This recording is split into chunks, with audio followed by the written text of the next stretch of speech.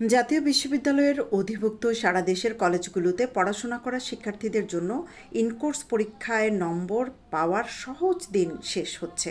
এবার থেকে ইনকোর্স পরীক্ষার নম্বর পেতে হলে নিয়মিত ক্লাসে উপস্থিত থাকতে হবে। আর কমপক্ষে 60% ক্লাসে উপস্থিত না থাকলে পরীক্ষায় অংশগ্রহণ করা যাবে না। নাম লেখালেই নম্বর। যুগের অবসান ঘটিয়ে ইনকোর্স মূল্যায়নে কঠোরতা আনছে জাতীয় বিশ্ববিদ্যালয় কর্তৃপক্ষ। নতুন নীতিমালা অনুযায়ী প্রত্যেক শিক্ষাবর্ষে সংশ্লিষ্ট কোর্স শিক্ষকদের মাধ্যমে ইনকোর্স পরীক্ষা নিতে হবে মোট 2 বার।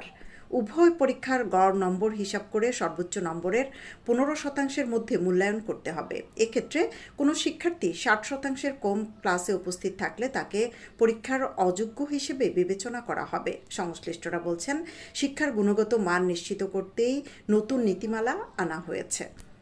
এখন থেকে শিক্ষার্থীরা উপস্থিতির উপর তাদের যে নির্ধারিত নম্বর আছে সেটা পেতে হলে তাকে নিয়মিত ক্লাসে উপস্থিত থাকতে হবে এবং শতকরা 60% নিচে যদি সে ক্লাসে উপস্থিত থাকে তাহলে তাকে পরীক্ষায় দিতে দেয়া হবে না, পরীক্ষায় অংশগ্রহণ করতে পারবে না।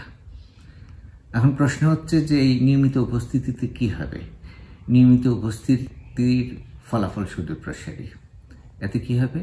ছাত্র শিক্ষকের যে সম্পর্ক, সেই সম্পর্কের ভিত আরো দৃঢ় হবে।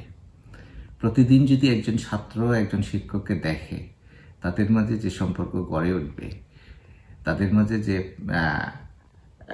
আদান প্রদানটা হবে, যে জ্ঞানের আদান প্রদানটা হবে, সেটাতে কি হবে? ছাত্র এবং একই সাথে শিক্ষক দুপক্ষই সমৃদ্ধ হবেন।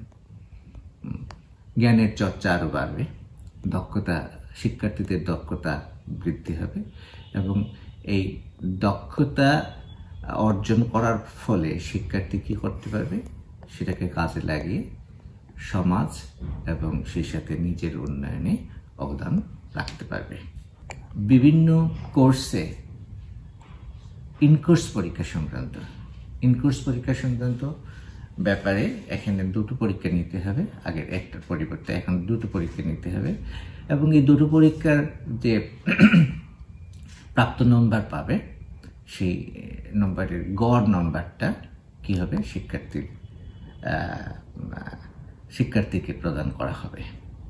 সুতরাং এখানে শিক্ষার্থীর যথাযথভাবে নিজকে গড়ে তোলার ক্ষেত্রে যে প্রক্রিয়াটা নেওয়া দরকার, আমার মনে হচ্ছে জাতীয় ইউনিভার্সিটি সেটাই গ্রহণ করেছে।